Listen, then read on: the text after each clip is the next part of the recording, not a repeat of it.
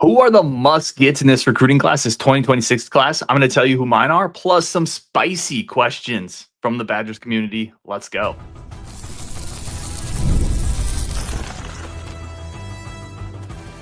You are Locked On Badgers, your daily podcast on the Wisconsin Badgers. Part of the Locked On Podcast Network, your team every day. What is going on, Badger fans? Welcome to Locked On Badgers, your team every single day, part of the Locked On Podcast Network. I'm your host, Ryan Herrings. Really do appreciate everybody tuning in. As always, thank you. Today's episode brought to you by Gametime. Download the Gametime app, create an account, use code LOCKEDONCollege for $20 off your first purchase. Again, appreciate everybody for making this your first listen, being an everydayer. Today's episode, we were talking about who the must-gets are for this 2026 class. Put your must-gets in the comments section. We were talking about Greg Gard a little bit, roster building. Plus, we got some spicy questions. I got a couple people that submitted questions to me, some from the YouTube community. We got some spicy ones to get into today. Let's start with my must-gets in this 2026 class. The first one's Amari Latimer. I think that's an obvious one. Running back, he's been up to campus a couple times, had his official visit, came back up last weekend for a bunch of reasons. And put your must-gets in the chat as well. I'll get to them. So there was no running back this Badger staff landed last year. So you're already operating at a bit of a, just from a developmental, from a timeline standpoint, you're operating at a bit of a deficit there because you didn't get a guy last year. You're not in on a bunch of others this year. A lot of your eggs are in this basket, this Amari Latimer basket. And you could always pivot. There's always the portal. You could always flip somebody. But you put a lot of eggs in this basket right now. And you didn't get one last year. This running back room needs a young stud that can come in, develop for a year, develop for 2 years, and then take over. When Jones and Dupree and those guys are moving out, you got to already have that guy.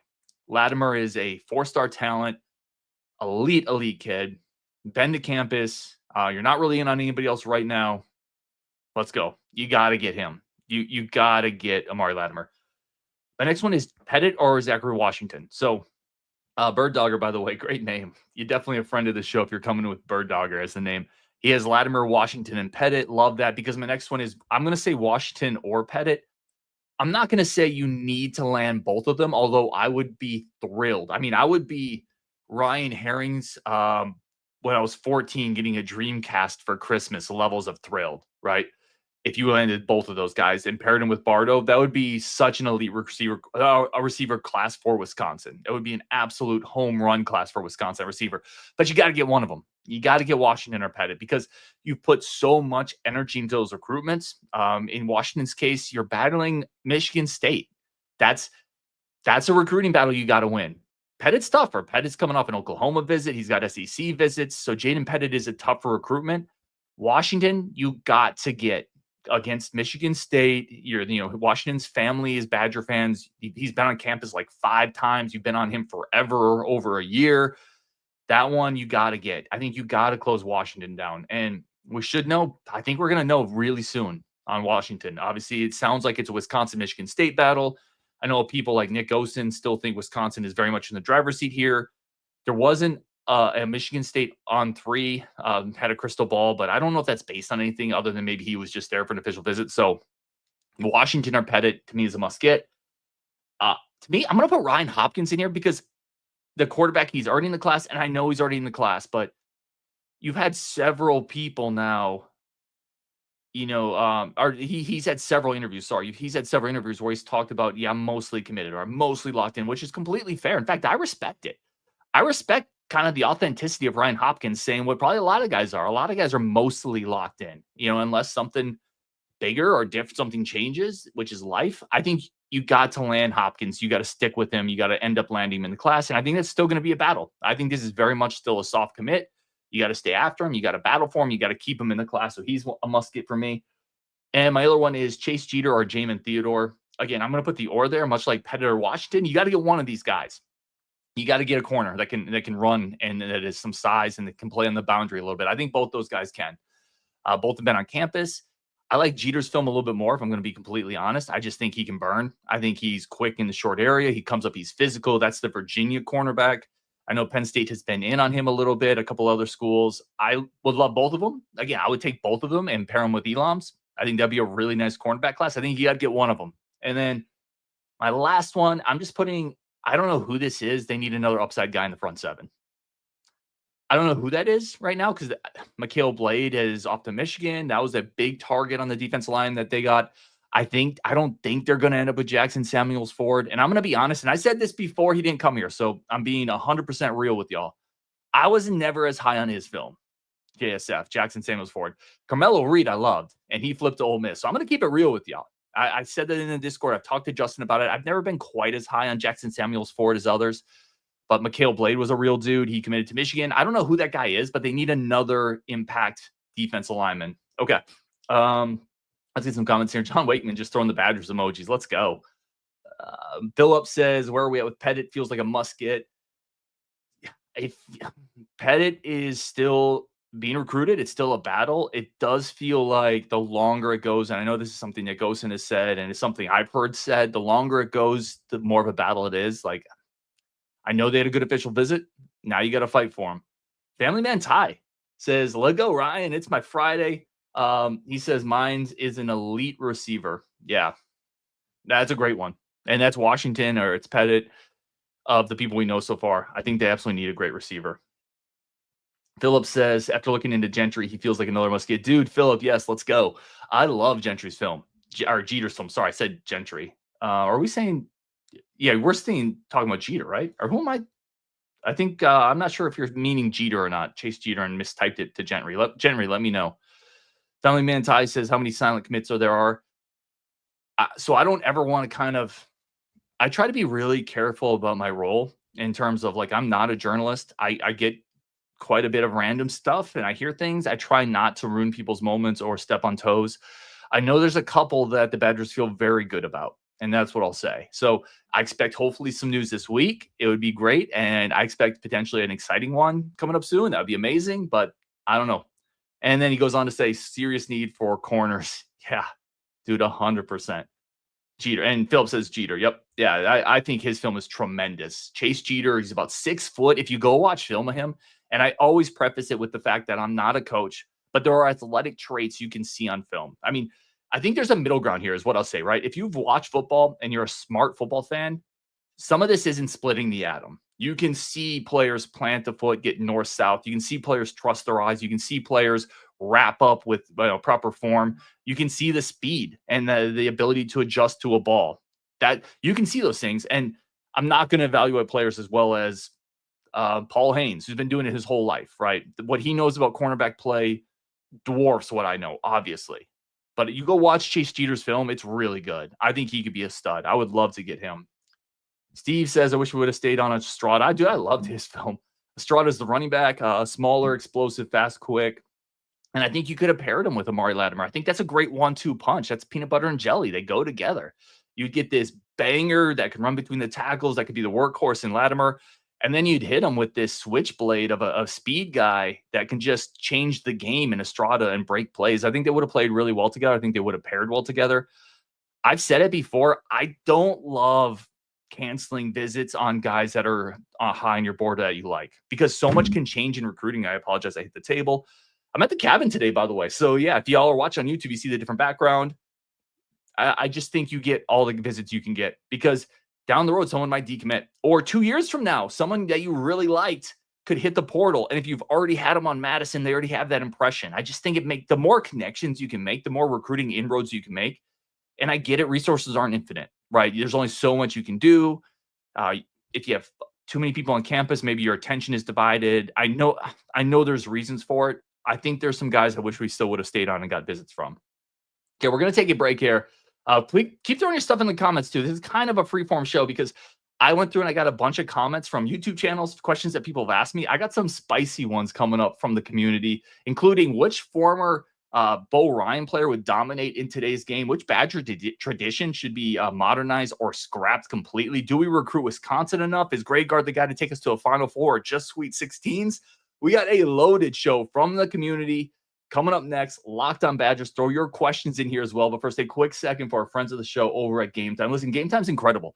Imagine sports are meant to be shared. That's what we're doing right here. We're sharing this community together. And that's what this has always been about. It's been about making a community, making it more enjoyable to be a Badger fan. What's better than going to Camp Randall or the Kohl Center together with the boys or with the girls, whatever it is, with the family, you can get those tickets over at Gametime. You get the best tickets, flash deals, the greatest inventory. You get a preview of the seat before you sit down, so you know exactly how close you are to the varsity ale, to the popcorn, to whatever. You see what your seats look like. The user interface is incredible, and you're going to get it cheaper and easier over at Gametime. Plus, anything you want to do, right? We talk Badgers, but you can get baseball, NBA, concerts, theater. It's all over there on Gametime. It is the #1 ticketing app, and it's something I personally use and I absolutely love. Right now, take the guesswork out of buying tickets with Gametime. Download the Gametime app. Go ahead and create your account. Use code LOCKEDONCollege, and you're going to get $20 off your first purchase. That's LOCKEDONCOLLEGE for $20 off. So we get to go do more things and save money. Download Gametime today. Last-minute tickets, lowest prices guaranteed. All right. Again, if you have questions, throw them in here. Let's get to some of the questions from the community, people that have sent me these things, or they were on the Discord or YouTube shows. Let's start here with 715 Up. He says, which Badgers basketball player from the Bo Ryan era would dominate in today's game? I love this question. First of all, there's several. Like, you had a Hall of Fame coach that never finished worse than 4th in the Big Ten, went to multiple Final Fours, a national championship game, won the Big Ten several times. So the answer to this is there's several that I think would dominate today's game. But the first one that comes to mind, man, it's Frank Kaminsky. Like, it's easy. I think you have the way basketball has shifted to spacing, to not being quite as physical. The way basketball has shifted to guys who just aren't developed enough to defend somebody on the low block.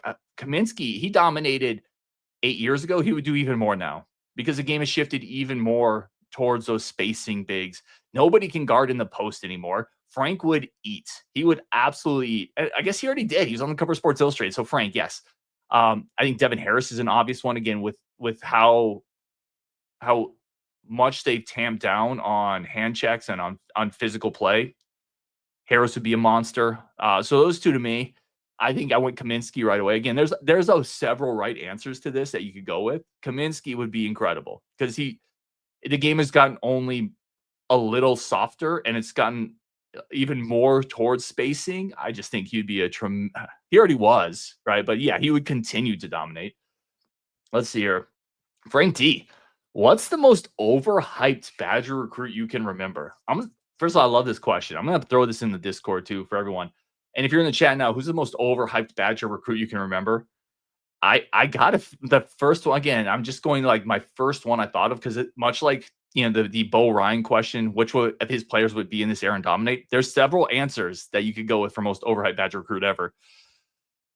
I'm going to go with Craig Appleton because it's position of need. And if you're younger, you may not remember the recruitment of 4-star receiver Craig Appleton out of Illinois.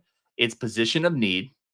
It was a 4-star, 6'2", 6'3", athletic receiver, big time talent that got him out of state. And then he showed up on campus and never did anything, got into legal trouble and was gone. And I remember being so stoked for this kid. This was a blue chip elite athlete at receiver. And then he just couldn't keep his off the field stuff clean and they never got anything out of him. So I think that one is an easy one for me. I think you could easily talk about some of the 5-star offensive tackles, Logan Brown and Nolan Rucci. Those guys never accomplished a whole lot as a Badger, and they were 5-star guys. But yeah, I'm going to go Craig Appleton on that one. It's a great one.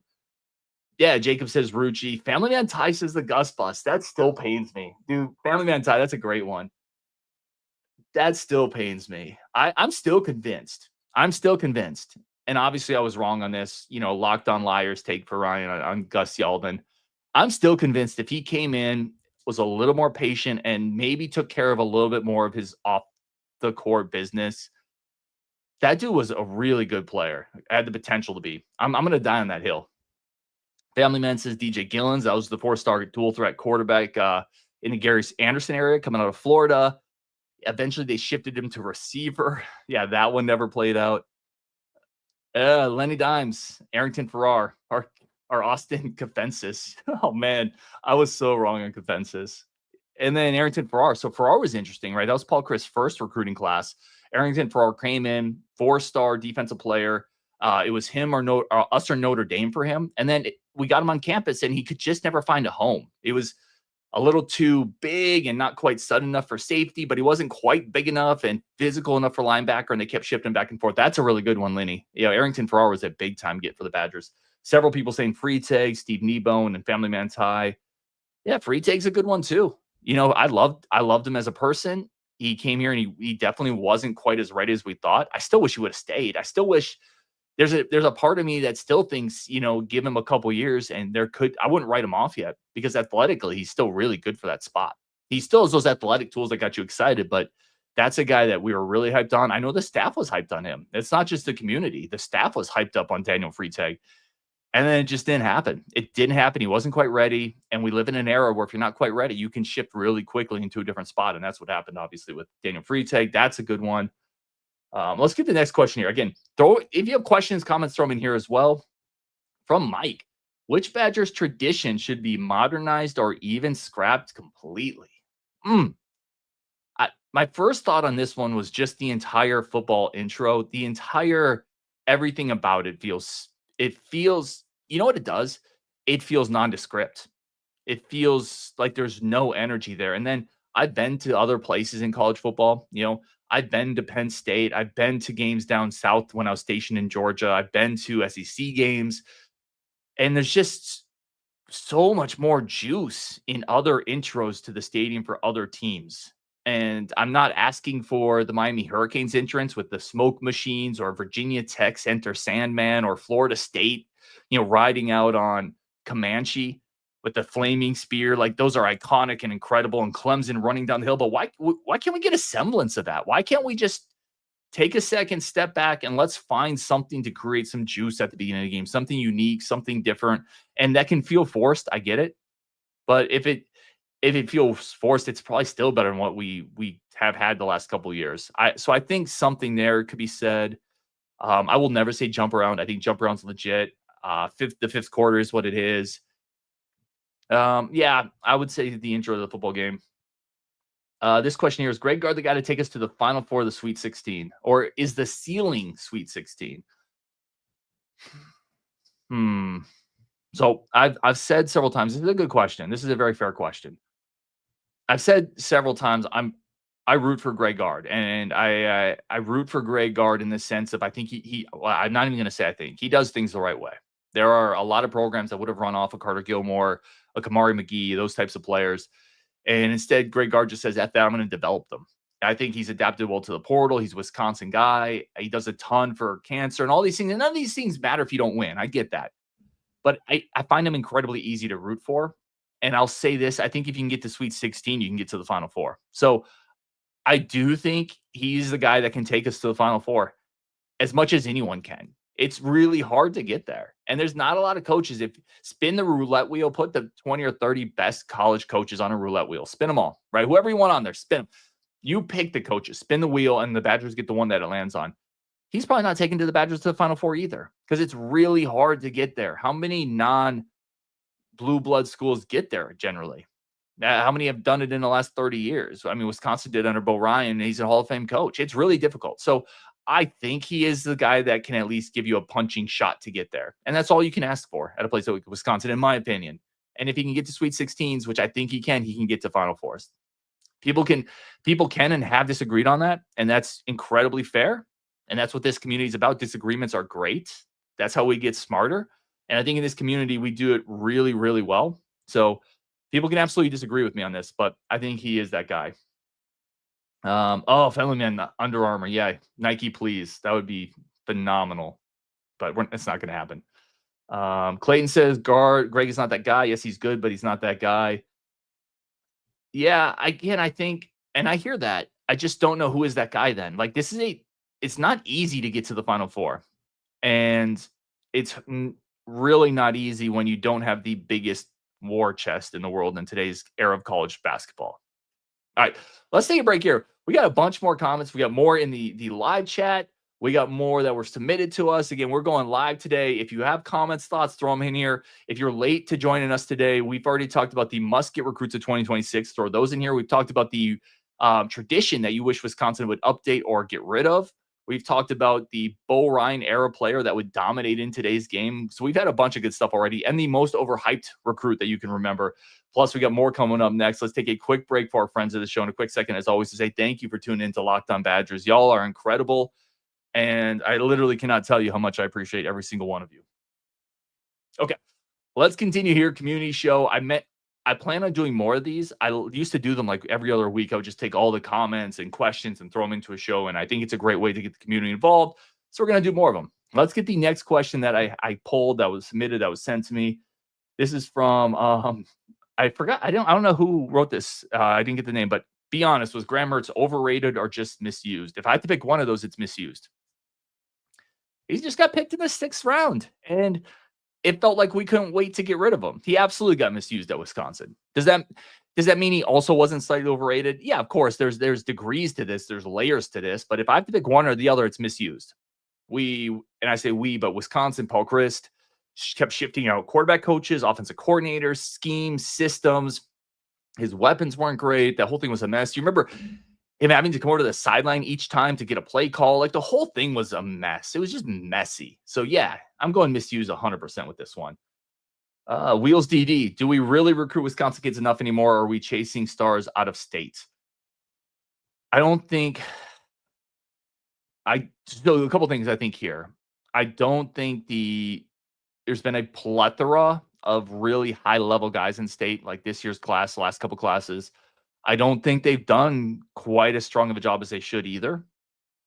And I think that's reflective of the fact that they don't have Wisconsin guys on their staff, really. So yeah, I think it's a little bit of both. I do think there is an element to getting Wisconsin in-state players that's helpful from a culture standpoint, but ultimately the talent's the talent. And if you can get talent somewhere else, which they've done really well the last 2 cycles, I don't know how much it matters. I really don't. If you go and get a bunch of guys out of state in the last 2 cycles, we're going to see what 2026 becomes, but the last 2 cycles have been really good. And look at the players we've been really excited about in the last 2 cycles. Kevin Haywood, Mason Posa, Xavier Lucas before he left, Eugene Hilton Jr., Dylan Jones, Darion Dupree, Hardy Watts, Logan Powell, Nolan Davenport, Samuel Atajio. I'm just going down the list. None of these are in-state kids. So does it matter? I don't think it matters as much as people think. Do I still want a couple Wisconsin kids in every class because I think they're culture setters? Yes. I don't know if I'm dodging that answer, but that's my answer. So a little bit from column A, a little bit from column B. Let's go next question here. Yup. He says, my optimism is through the roof for this offense. Let's go. This offense fits us perfectly. Our D should be greatly improved with 2 stud corners, 2 stud middle linebackers, C+ Big Ten defensive line. I love it. Yup. I love the optimism, man. And I do think, I don't know if I'd call her, well, let's see what happens with Nizier Forkreen before we say we have 2 stud corners. Like, I think that's a first step there. But yeah, I think potentially you have 2 really good middle linebackers. I agree with you. I think the defense line is C+, maybe B-. If Reiger comes back and plays really well, and if Perkins is the guy we think he is. But C+ is better than it was last year. And I think all the other areas are pretty strong. And I do think this offense fits us better. Yeah, dude, I love the optimism. Let's go. Mike says the CMU kids, that's Carson Heinzman, had many starts at guard, and his Pro Football Focus numbers scream offensive guard. I think it's a lock that Brunner's at left tackle in the fall. I agree. I'd be shocked. I'd be really surprised if Brunner's not at tackle. I think Carson Heinzman, he's the guy they brought in from Central Michigan. Was it Central Michigan or Western Michigan? Somebody in chat, let me know. Mike said Central Michigan. That's probably what it is then. I get directional Michigans messed up all the time. But yeah, I think he's brought in his depth. A player who's played a lot, won't be a issue. He's going to give you ability to play swing tackle, both guard spots, give you a body that's been in battles, is physically developed. I don't know if you want him starting, though. That's just my take on it. I think he's a depth guy, and depth guys are incredibly important. You need a number 4 starter in baseball. You need a swing tackle in football. I think he's more of that than coming in to be that starting left tackle. Let's go here. The Animal just says Brunner's a beast. I love that one. Let's get some more comments from the chat in here. Philip says, I know you're high on Kairos Gaines, but are any of the freshman DB serious contenders for legitimate PT in year 1? So some of this definitely depends on what happens with Nizier Forkreen. If Fork is back, I don't think so. If Fork is gone, you need another corner. You need one of those guys to step up. And it could be Scanes. It could be Washington. It could be Scott. I know Scott looked really pretty good in spring, so he could be a guy that could step in. He's a guy whose body is pretty developed for a younger player. He's already turned some heads. I think one of those players could absolutely step in, especially if Forkern is gone, because they're probably going to need him. Now, if Fork is back, I think you still have Emilio. Gamir Latimer's come in and played really well as a transfer guy. You have Deone Hill. I don't know if any of those guys play a ton if Fork is back. On special teams, I would expect to see guys like Grant Dean and Luke Emmerich, the really athletic, fast safeties. I don't know if I would see them in base defensive packages. Not with Preston Zachman, not with Austin Brown, not with those two transfer safeties you brought in. So I think this is a great question, Phil, and I appreciate it. I don't know if I would see them this year, but I do like that group collectively. Okay, keep going here. Huh. Greg Linscomb, I love Greg, man. He says most overrated Phil Longo. Yeah, that's not bad at all. Herb says Mertz was also misused by starting over Cone and having fans bitter about that. Wasn't ready and had too much pressure. That's a good take, actually, Herb. Badger man, misused, never had a head coach, end of the story. Yeah, the thing is, it just felt like we didn't get the version of Paul Chryst that Graham Mertz thought he was getting. You know what I mean? It feels like if we had gotten the younger version of Paul Chryst with Graham Mertz, we could have been cooking, but it just doesn't feel like we got that version of Chryst. And Chryst finally got his quarterback, but we didn't have the version of Chryst that we thought we were getting, and definitely not the version that Mertz thought he was getting. It's just really interesting. Family Man says, love these shows. Appreciate you, brother. I got a couple of your comments in here, actually. Jacob says, we need new football jerseys, at least new alternatives. I love this. Going back to the question about traditions or things that you'd like to see modified or adjusted. I agree, Jacob. I 100% agree. First of all, if for nothing else, players and recruits like them. I've talked to several players and recruits. They like edgy uniforms. They like changing it up. They like the swag. For lack of a better term, I apologize, I'm 41, but players like it. And if players like it, there's an element of let's generate some excitement, and that permeates through recruiting and culture and all those things. But I think fans like it too. I think fans like an alternative. Put Bucky on the helmet, right? That would be so cool. An old school Bucky on the helmet, or mess around with it a little bit once in a while for big games. Ohio State does. A lot of schools do it, right? Like you don't have to be Oregon, but it doesn't mean you can't find the middle ground somewhere. Okay, let's get a few more comments. I'm probably not going to get to everything that I meant to get today, but that's fine too. Let's see. Yeah, Jay Reike. I wish Ryan would turn his baseball cap around and wear it like a man. Isn't he like 40? Oh, Jay, love it, man. Isn't he like 40? Yeah, I'm actually over 40. Listen, if Ken Griffey can flip his hat around backwards, if the kid can do it, I can do it. Viva Las Vegas says, I think Coach Gard has done very well in the portal. Yeah, I put this up there because I actually think Coach Gard, Greg Gard, and again, this is a coach I like. He's kind of at times like a home run hitter that strikes out a lot in baseball. That's the analogy I was going for in the portal. Because you think about it, man, John Tonje, that was the portal pickup of the year. He didn't hit a home run on Tonje. He hit a grand slam. He cleared the bases. He brought in a guy off almost the bargain bin that nobody was tracking, that became one of the best players in college basketball and is about to get drafted. And then he also brought in Xavier Amos, and he also brought in Cameron Hunter. You know, it's like he also brought in a Jacoby Neath. You guys remember him? He brought in. It's been very hit or miss with him. And I think at times we've just focused on, man, he crushed it with that Tonje pickup. And eventually Kamari McGee and Klesman. But it's like, yeah, but also Xavier Amos was brought in to be a starter, and Cameron Hunter didn't play, and they needed some depth. So I think there's been hit or miss there. I do think in general, Gard has done well. I would call it a BB+. I wouldn't call it a home run because there's been some depth issues on the team. And if you want to solve depth issues, you can't swing and miss on two portal guys in Hunter and Amos, in my opinion. And again, I'm a Gard guy, but I also want to keep it real. I think he needs to hit on more of those fringe pieces, and we'll see what he does this year. You know, obviously this is a big portal class. I like what he did, but those players have to play. They're going to have to play this year, and you can't have two misses this year. You can't. So I'm fascinated by how that's going to go. Prime Fan says, I'm counting on player growth, physical and mental, from year 1 to year 2, and Badger coaching to continue Raps growth. Nobody is static. I love this comment from Prime, because we talk a lot about, man, Boyd coming in. What's he going to do? Rap. Well, what is Winter going to do next year with just internal growth? What is Janicki going to do? What is Greppy going to do? And that's a great point. We saw a tremendous jump from Kamari McGee and Carter Gilmore, who on this team could make a tremendous jump. It could be Janicki. It could be Robeson. It could be Greppy. I mean, gosh, if Greppy takes a jump, and I'm not sure he is, I'm not sure he's going to be that guy, but if he does, then we spent his entire shows talking about who the backup five is. Well, it could just be Greppy. So I do like this comment from Prime Fan. Yeah, Family Man Ty. I told you I had one of your comments in here. He said, this was on one of the YouTube chats. He said, I think we're in trouble if we can't land another winger big. One thing consistent is that our preseason concerns become our reality. We just talked about Greppy. I've said this too, though. I just don't know who your backup 4 or 5 is. And players get hurt. They get in foul trouble. What if you lose Winter or if you lose Rapp? Dude, who's your backup right now? Is it Garlock? Is it Bialuskis? Is it Greppy? I don't feel great about any of those. And any of them could surprise me 100%.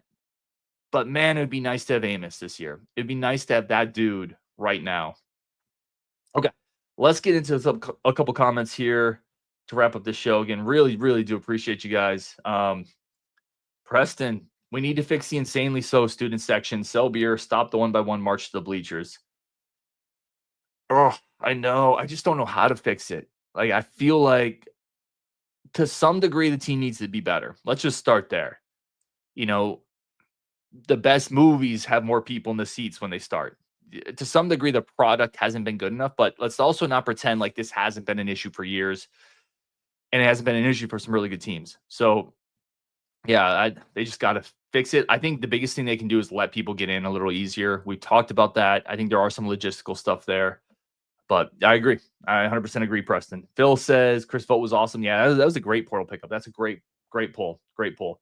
Herb says Tanje equal to 5 misses was an All-American. I think that's fair. Listen, that's one of the great portal pickups of the portal era for any team. I mean, that's an absolute home run edition. So, yeah, I think that's completely fair. Mr. October says it's Robinson. I always say Robeson, but I'm talking about Robinson off the bench, the Minnesota player. Came on the show. He's 6'5", 6'6", freshman last year. He can shoot the ball, lefty. That's a guy who could come in and play. Now, he has to take a jump. He has to get stronger, a little better defensively, but that's a guy who can take a big step up. All right, let's wrap it up there. Again, we got a bunch of questions. I didn't get to everything. I do apologize, but we'll do this more. Like, I really want to do more of these type of shows, so comment on the YouTube channel. Send me a question on DM, whatever it is. We'll get it all together. I like breaking it down, what you guys are thinking on Wisconsin. Really do appreciate you guys. We have some great guests coming up. We have Fenderson coming up, the Badgers commit, I think, with his dad. His dad was a total hooper, so we're going to break down his game with his dad there. I think that's going to be a ton of fun. Deep dive into a really athletic Badger commit that's going to be coming for Greg Gard. We got Nick Osen coming. We got Curtis Holland coming, grandson of Badger great Lou Holland, to talk some NIL stuff. We got a bunch of great guests coming up, as always. And the best guest, as always, is like you guys in the chat and the community. So appreciate you so much. On Wisconsin from the cabin. I'll flip my hand around for my hat around for Jay to end the show. And we will definitely talk later.